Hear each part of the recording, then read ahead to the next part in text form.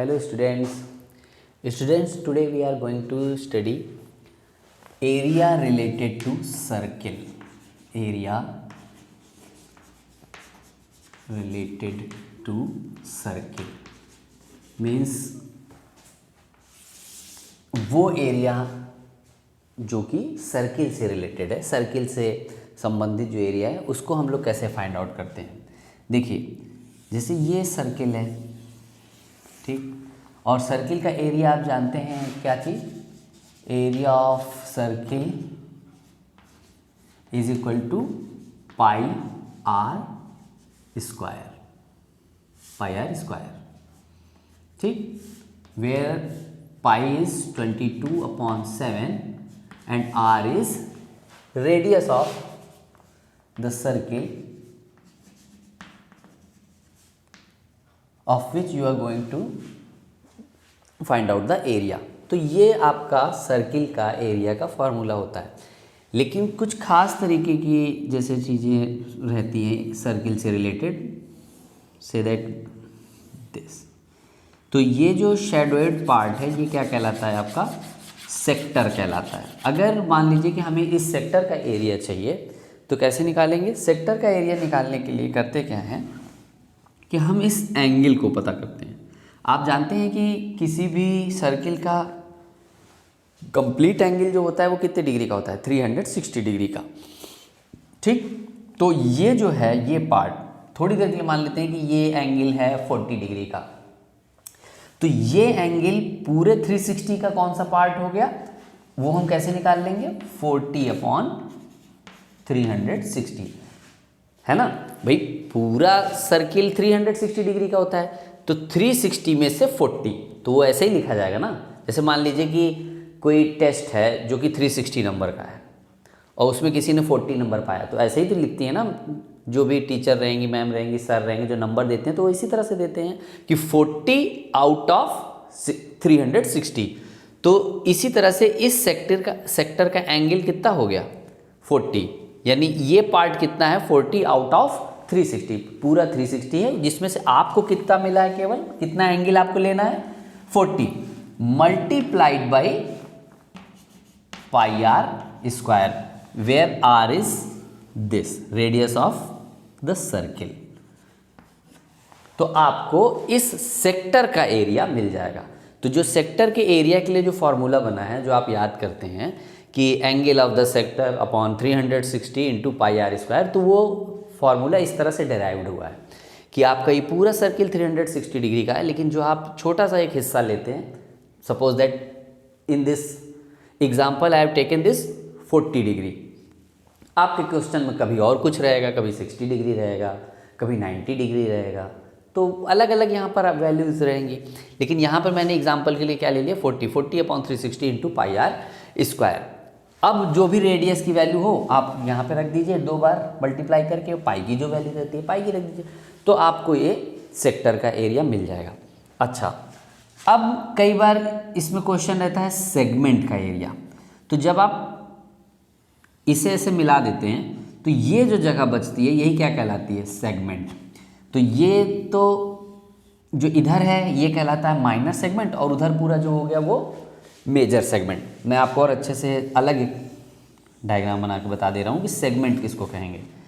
तो ये जो है ये पार्ट क्या कहलाता है आपका, सेगमेंट। ये माइनर सेगमेंट, और ये जो पूरा आ गया ये क्या कहलाता है, मेजर सेगमेंट। तो थोड़ी देर के लिए मान लीजिए कि आपको इस माइनर सेगमेंट का एरिया निकालना है। तो देखिए वो कितना आसान है, आपने सेक्टर का एरिया तो इस तरह से निकाल ही लिया। अब आप सेक्टर के एरिया में से इस ट्राइंगल का एरिया क्या कर दीजिए, माइनस कर दीजिए। आप माइनस कर दीजिएगा क्या, इस ट्राइंगल का area, triangle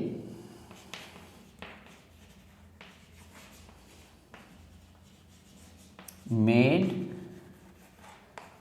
by the sector.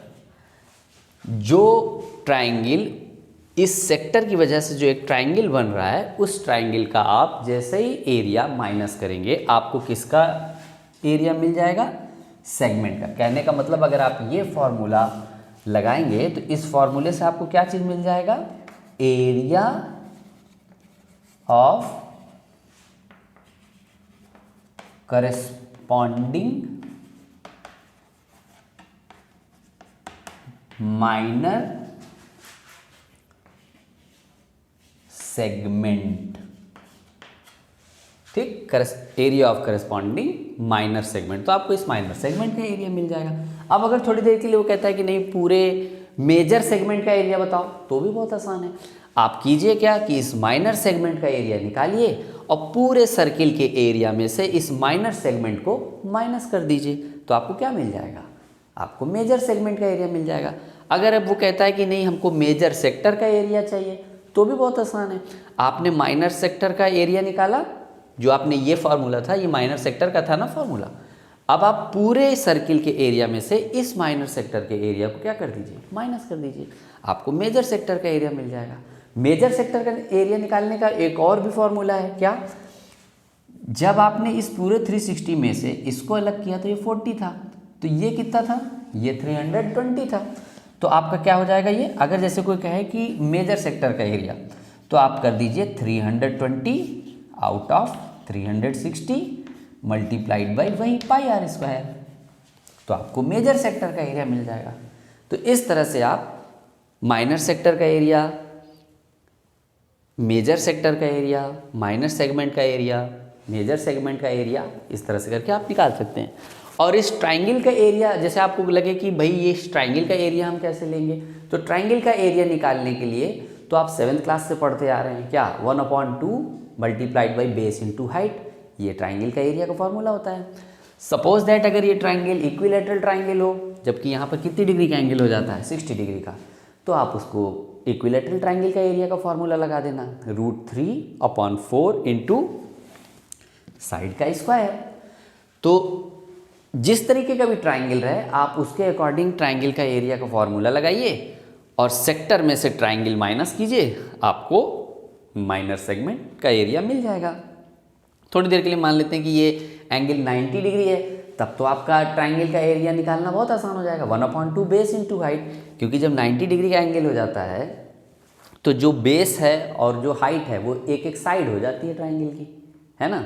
तो आप इस तरह से करके इसको कर सकते हैं। ये आपका है एरिया रिलेटेड टू सर्किल।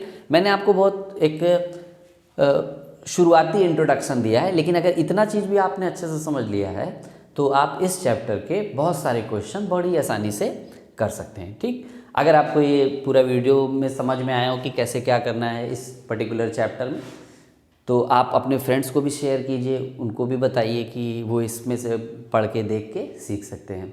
बाकी अगर आपको कुछ कमी लगती है, कुछ नहीं समझ में आता है, तो आप कमेंट बॉक्स में लिखिए, मैं आपको उसको रिस्पॉन्स करूँगा। जैसा जो बच्चे का अगर कोई प्रॉब्लम रहेगी तो फिर से दूसरा वीडियो बना के उसको मैं समझाने का प्रयास करूँगा। ओके बेटा, थैंक यू।